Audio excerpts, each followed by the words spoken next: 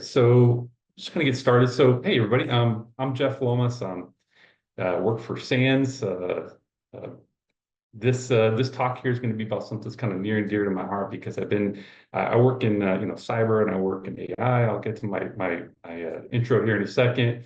But this presentation is mainly about the things that you don't see from the outside and your what I call your potential next insider threat. And there's a lot of different ways this goes about it. And if you stick around to the end, I also have a bonus part here at the end where actually I got the cue from a student that I had in one of my previous classes that mentioned this problem as well. So we're going to talk about that too. So a little bit about me, I kind of hinted towards it. I do work in law enforcement for a large metropolitan police department located in Las Vegas, and you can do the math on that.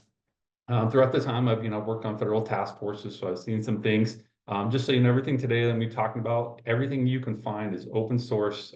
It's all available out there, and I'll kind of point you in those directions as well. So, in addition, yeah, I've been teaching OSINT for SANS since 2019 now, so it's been a bit. So it's kind of a melding of cyber plus investigative type skills. And so we're going to kind of bring all those things together in this particular presentation. So, and also I teach in academia as well. So yeah, I'm all over the place. But today, let's talk about what I was talking about before, your soon to be insider threat. And so when I say that, is that there's a lot of folks out there that want to be inside of your network. And all of you right now are doing things like you're protecting your endpoints. So you're doing some vulnerability management. You're making sure that no open ports and all this, you're doing all the right things. But unbeknownst to you, there's a whole other things going on in your organization where people are being hired. That's a necessary thing. And we have a situation where we have a lot of remote work still happening, which I'm not against any of that, but it does come with certain risks. So you got a risk reward situation here. So who are those people that are trying to get into your network? Okay, well, those people could be, sanctioned people, sanctioned state entities out there. We're going to talk about one of those popular ones out there. They could also just be fraudsters, just people just looking to, these fraud rings looking to do certain things. They're not necessarily associated with particular nation state or one particular actor. They might just be a group of people who are loosely connected. And then you also have just kind of rogue individuals who also want to do things like sell access to your network. So when I talk about these concepts here, and we talk about how to defend those things, I'm not saying that it's going to be easy. But what I am saying is that you have a way to kind of pick up on, hey, what kind of threat actors might there be? How can we change our business practices or shore up our business practices and also our cyber practices to make sure that we are safe at the same time? Okay, so there's a few different things that we can do there. So as I mentioned before, so I work in cyber, and so my perspective of this, and I've been dealing this for the past, oh gosh, maybe 6 or 7 years. That's when I first seen what we call synthetic identities. So for those of you who are familiar, maybe you work in PCI, so we talk about people who are dealing with car data and things like that. You're probably familiar with these synthetic identities. Everybody else may not be super knowledgeable in this, and so that's why we need to talk about it. So when we talk about synthetic identities, we're essentially saying that there's people out there that they're going around and they are creating identities that some pieces of that information belong to a legitimate person. And other pieces don't. And so what they're doing is they're melding these things together. And so from, just an operational standpoint, because I've seen these threat actors in real life doing financial crime, all kinds of different things. And what they're doing is they're taking a social security number here in the US, they're taking a social security number that's never been used. People always ask me, hey, does the United States government reuse social security numbers? Absolutely not. They do not. So they take a social security number that's never been used. They start coordinating other pieces of identity from other random places like dates of birth and other things. Well, how do they do that? Well, they could apply for credit. That's a very popular way. So if you're saying, Jeff, I can snip these things out because all I have to do is run a credit report and I can find this is a real person. Not so fast. It's because a synthetic identity is made, it's meant there. Look, if it can pass a bank's KYC or know your customer data, it'll probably pass your HR department or whoever is investigating it if they don't know what to look for. Okay. So while synthetic identities have been around for a very long time in the fraud industry, so people looking to set up fake bank accounts so they can launder money and all those things, they're also using the same sort of techniques here in this remote work fraud. Okay.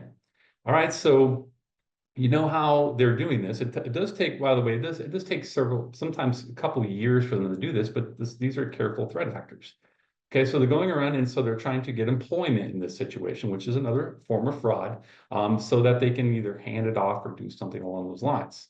Okay, so now that you know the kind of the things that they're doing, okay, now we're going to get into a nation state threat actor that I'm sure you're all familiar with. Mandiant labels it as UNC 5267. So this is the North Korean government basically sanctioned. You've probably heard a little bit about these articles where they're going around. Again, they've been doing this since, here since 2018 for a very long time. And so what's their motive here? Well, if you're not familiar, North Korea is a sanctioned entity and they can't really accept money from like regular banks and stuff. Okay. So now what's the play here? Well, they're legitimately receiving these funds, like the salary that your company might be paying them. They're receiving those, and that's being passed on to North Korea. They're also selling access in some cases to your data. Sometimes they're taking the data itself and selling it. Sometimes they're leveraging it for more nation state type stuff, depending on the level of data. I mean, there's just lots of things. So you may say to yourself, well, I'm not being targeted by nation state threat actors. Well, do you do business with somebody who might be targeted by nation state threat actors? The answer might be yes. So you have to look at your supply chain, maybe where you lie in that supply chain to figure out why someone might be interested in the things that you have. Okay. You could just be some very large construction company that does stuff for the government. So you see this is a kind of a way into here. So there's lots of different things. And so how does this whole thing work? We talked a little bit about, their motives here. And what would this infographic look like? So by the way, I pulled this over here from KnowBe4. KnowBe4 is a great organization where this is their job to kind of educate business as well. And they made a great little infographic here that shows kind of how these things happen. So the way that it is that, a lot of these tech workers are legitimately, they're located over in places like North Korea, like China. There's even some that are sitting in Russia. These are all well documented. And what they're doing is they are having other people apply for jobs, sometimes they're stateside, so that they can get access to your data or your network from somewhere else. And then once they have an access to your, basically have a job at your business, then they can do all the other things we talked about there. So you may say, well, yeah, Jeff, but I block all IP addresses from places like North Korea and China. I do all that, and that's great. You probably should do a lot of that. But what's the game here? So they take a laptop. Okay, so your company gives them a laptop. They ship it to an address. Okay, they have to have physical people here in the U.S. doing those things. Now, am I saying that the North Koreans have just a bunch of people that are working in these cells and doing all this espionage, things like that? Actually, they don't even need to do that. They can just recruit American citizens. They have what they call laptop farms. And so you have a bunch of laptops from a bunch of different companies all in one area. And how do they get in the laptops? Well, you might say, well, I block RDP on these boxes. Well, they're also using, other means to remote into these laptops as well. Some people, well-known technologies like KVMs and things like that, ways that they're getting into these things. So it's always a cat and mouse game. But what I'm here to tell you is that looking at all this, you see how complex it is. If we can detect this from the beginning to make it a little bit easier for ourselves, then we can save ourselves a lot of this heartache. We still want to put those controls in place, but if we can block all of it to begin with, we won't find ourselves in this situation. So just so know before, the reason they kind of talk about this is because for a short period of time, because they're a cyber company, they were kind of duped into hiring one of these folks as well. It happens to everybody, but they caught it very quickly because they can look at these certain things that we're looking for. So from IC3 and other places, we can pull all these different, what we call, essentially IOCs. Typically when we say IOCs, it's indicated a compromise that we can block on our network. Well, this is a little bit different. These are IOCs that we can share with people that are doing the hiring process. So let's talk about a couple of these and maybe why they do these things, and then we're going to get a little bit deeper into the technology. Okay, so one of the things is that the biggest one that I've seen across the board, all these warnings, is these people being camera shy. Well, what do I mean by that? Camera shy meaning that they don't want to be on camera too often, and if they do, sometimes they want to only present a very small image of themselves. Well, why would they want to not, have their image really big? Well, so a lot of them are sometimes using AI to have a face, over their own image so they can pretend to be someone else.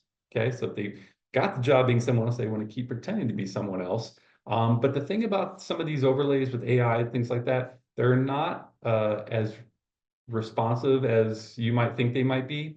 And then sometimes they're just really not that good. So a lot of times you'll see videos on the internet where, there's an AI video, and then you have a small little part where someone's giving a presentation and the person's speaking, but their mouth isn't quite meeting up with the audio. Well, I get it, streaming and things like that. A lot of times that's done on purpose so that we don't notice those imperfections. Okay.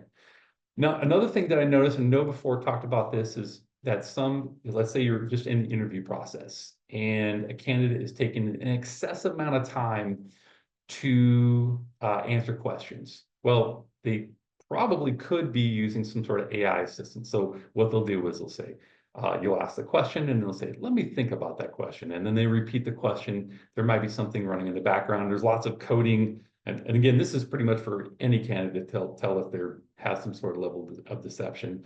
And they're trying to get their AI assistant to help them, figure out, what code or what answer to write when the question comes up. Okay, so that's a little bit less this sort of threat actor, but it is part of the game, the things that one of the tactics, the TTPs that they use. Now, another big one, and again, this is kind of what I do in open source intelligence, is if somebody's creating a synthetic ID, I know it's very difficult to create that ID and maintain it. So if the social media stuff they're giving you, which is often there, doesn't match up the things they said beforehand, again, this is kind of vetting these people. That's also another big red flag. Another one is just verifying a home address. A lot of times we find that, again, these laptop farms, is that these laptops are being shipped to a drop address, like a mailboxes, etc., or FedEx drop or something like that. Well, that's kind of a big clue. But if we don't do open source intelligence to tell if a place is a drop ship or not, or some other, sort of thing, there's a problem too. Later on, we're going to talk about, verifying foreign education. So a lot of times these candidates will have all foreign education, which is not a problem, but it's really hard for us to verify that. So all their work history is here, but all their education is somewhere else. So how do we verify that? I'll talk about a couple ways to do that as well later on. And so there's lots of other little things that we have here, but I'm going to point out one very keen example over here. And this is one that I believe it was No before it gave us the thing. So there was a candidate that had applied for a job, and his name was, they just were using his first name. His name's Kyle. And so Kyle was masquerading as someone who lived here in the US. And so Kyle gave his picture, the picture over here on the left, which I use quotation marks Kyle because Kyle's not a real person. But it turns out that Kyle actually just used some sort of AI type face swap sort of thing. So you've seen face swaps before where you take one face and you can combine it with another one. Well, he took a face swap and put it with a guy over here. That's who I'm going to call not Kyle. Now, the reason I included the entire thing here, you see your logo here, grow your business. Well, that is simply just a stock photo. So what they did was they went out on the internet. They were like, responsible looking business person. Let's swap my face with them and see what happens. And then here you go. So now the question is, well, Jeff, how would I know if someone face swapped someone like that? What sort of methods could I use? Okay, well, there's some really basic ones I can show you. So I just did some very cursory type investigations myself, which I didn't see anybody else in the industry doing, but I just used 10i to search there. So, so I searched Kyle, I'll quote him Kyle, against 10i, and actually I came back with a bunch of not Kyles. So you remember our friend that was, you know, in the stock photos and things like that? So why was I getting a hit off of completely unrelated guy when I'm getting to this guy? Well, okay, we can quickly look over here. If you want to go back over here and go back to the previous screen, you see the backgrounds over here are basically the same. So what's not happening here with reverse image searching on most of these places like 10i and Google is that there's no sort of facial recognition going on. They're training on the image.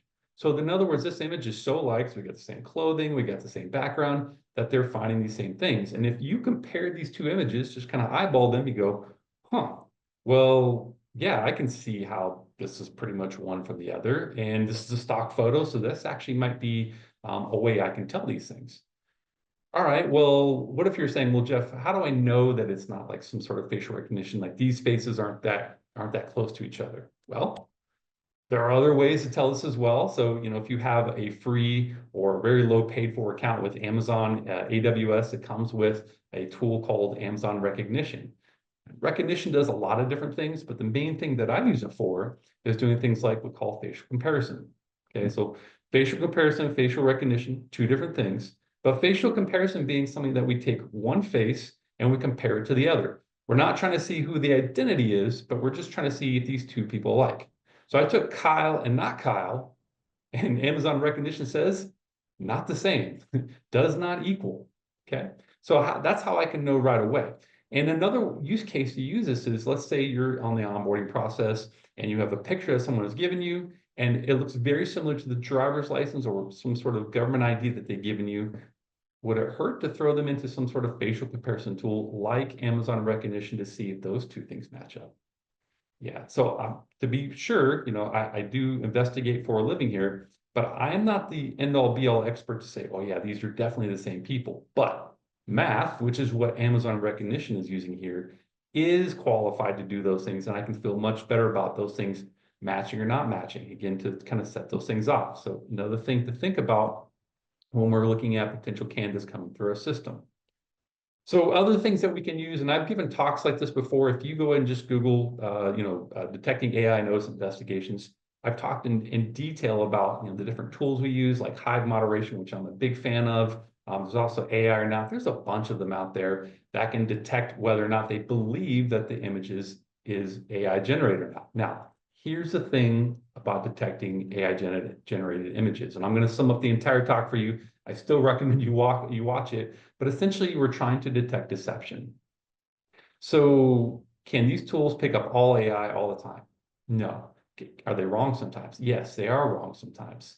So what's some other things that we can do to look at those things? Well, just kind of what I told you here before, looking at other images that might be on the internet. There's other tools we can do more manually things. There's free tools out there like photo forensics and 29a.ch. Yes, it's safe. That's a safe site to go to. We're doing things like looking at how images were changed, you know, what things were added. Again, these are going to take things that are, you're going to have to be a little more skilled in this area. But again, this is more diving into image analysis and getting more familiar with OSINT. Now, some other things we have out here. Okay, well, what are things that we could, you know, take a look at from someone's application and we go, okay, I can really feel good about this person's identity, whether they have synthetic identity as a real person. Well, it's the email address. And if I asked you right now, I said, hey, how many people here, and I don't know how many people are out there right now, but how many people here have had the same email address for the last 10 years? I'd probably get a lot of hands. And with you having an email address and using it in different places, you're going to have set yourself up with some sort of virtual identity. So if I use tools like email rep and have a Pwn and places like that, places where your email, which by default these days is involved in some sort of breach data, email rep detects that, but they also do things like detect if the email's been used in social media. There's lots of other places like Sherlock Project and EPOS and all these other places where we can see if someone has been using that email. Now, what if you run the email address through all of these things I just told you, and you don't find any results? That, my friend, is what we call a red flag. Okay.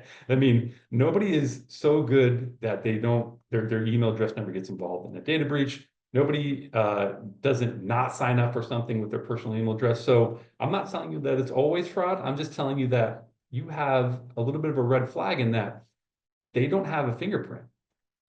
This might be the beginning of someone setting up a synthetic identity.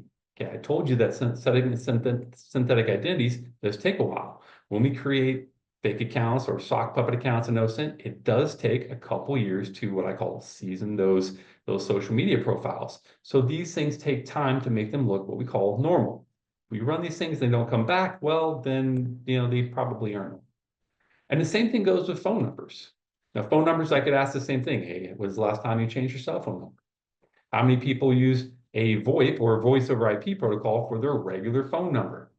Probably not many. Maybe some security conscious folks do, don't want to give out the real number. Well, how can we find where that phone number's been used at? Well, that's a little harder.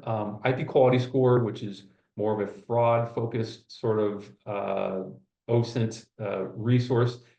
That one will probably give you an idea, but we can do customized searches through Google, like, looking for all the different ways that someone might list out a phone number to see all the different places that might have been used. Okay. Another one that I really like, which I kind of always sort of caution with, is numlookup.com. Their data sources are questionable, but they're good. And the site is, I don't know who the owners are, so I can't really tell you who that is. So you might want to, be careful on what you put into there. We're talking about OPSEC.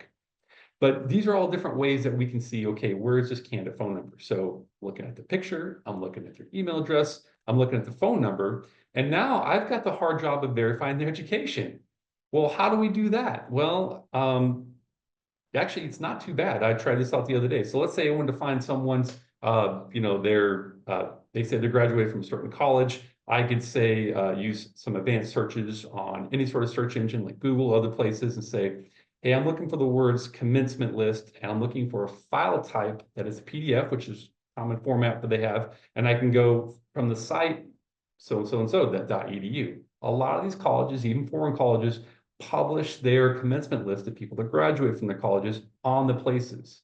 It's very hard to get this information sometimes, especially from overseas, but we can also find it from OSINT as well. And it's essentially when you hire a company to do this, to verify this outside information, that's what they're doing as well. They're doing a lot of these searches. They don't all have these hooks and these links in these places.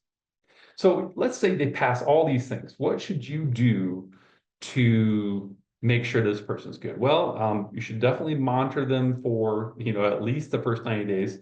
You might want to give them honey tokens, things that you can monitor for. So pieces of data that shouldn't be anywhere else. So they shouldn't be plugging into LLMs. They shouldn't be plugging in anywhere else. And you should never see this piece of data anywhere in any sort of GitHub repository or anything. From an OSINT standpoint, we can monitor to see if those honey tokens pop up in places. And other places they talk about, hey, what are the what's the other IOCs that we might look for these places? Well, specifically with UNC 5267, they're also using things like Astro VPN, but they're also using things like residential proxies. Well, what are residential proxies? Well, there's a lot of times they're compromised endpoints. They look like they're coming back from a neighborhood, but we can use tools like IP quality score to determine if those IP addresses are coming from proxies or not. Okay. So with all that said, we have just a couple extra minutes. I told you I'd get to the bonus section here. And the bonus section, we're talking about, monitoring some fraudsters that might be out there, but it's actually from the reverse. So a student came to me and said, hey, Jeff, what about people that are pretending to be our company and offering other people a job? This is a real thing. And so they're doing remote work scam from the other side. Well, how could we monitor that? Because we don't, first of all, we're not liable for that, but we feel really bad when we get these people who think they're working for our company and it turns out they're not. Well, you can do things like, we talked about honey tokens before. So when you create your job listing, you have unique strings that you can set up, monitoring for. So when you set a job out there, you know that you know where all the places you posted that. But if you find that in other places where you have not posted it, that means somebody essentially has copied your job posting, is pretending to be you, and they're now masquerading as you for some other fraudulent purposes.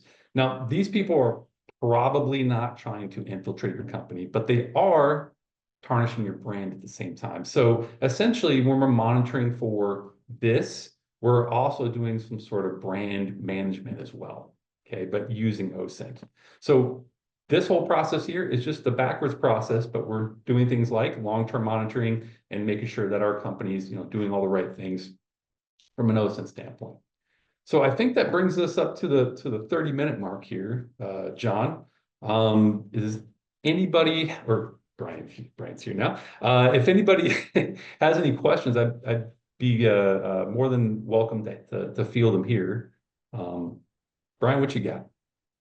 Well, I mean, I didn't mean to surprise you there, Jeff. I'm definitely not John, but really happy to bring us back here from that fascinating presentation that you did there, Jeff. Once again, I actually have a couple of questions for you then too. Like, I guess the primary one would be because you do investigations related to what you were just presenting on, things like synthetic identities.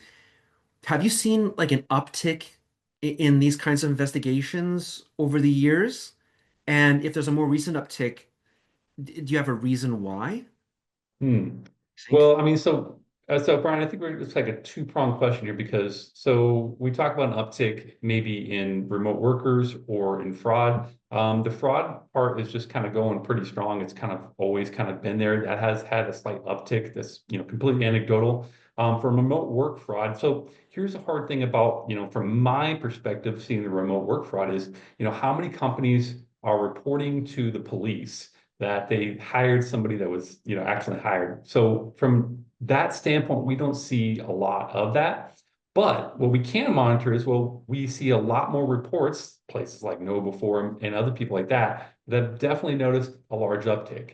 While doing research for this, Brian, as well, I noticed that they're even having problems like this, companies in Africa as well, like places in Nigeria that are also getting the same sort of problems with trying to verify people's information. Scammers apply for jobs for different sorts of reasons. And so I think this is more, the way threat actors typically work, and this is whether it's cyber or fraud or anything, they see what one group is doing and they see the things that work. They just read the same articles we do and they go, okay, we're going to do those things. And so you get the lower level people that are doing those things. They usually have less technical savvy abilities, they're less technically savvy, but they're still doing those things. And then the prevalence of it ticks up, but maybe it's easier to defend. But it's harder to defend from that aspect because it's just coming in at all angles. That was a great answer, Jeff. I mean, I think the other thing you hit on there for me is so important is I can see a company not wanting to come forward because it's embarrassing. And just to say that in general, like even the things we talked about this morning, the social engineering, people feel bad when they are duped, but we shouldn't feel bad because to err is human, and what you're seeing is people who are really working hard to make sure they can achieve their goal. So people are going to be deceived. Is that correct? Is that, kind of what you're thinking of?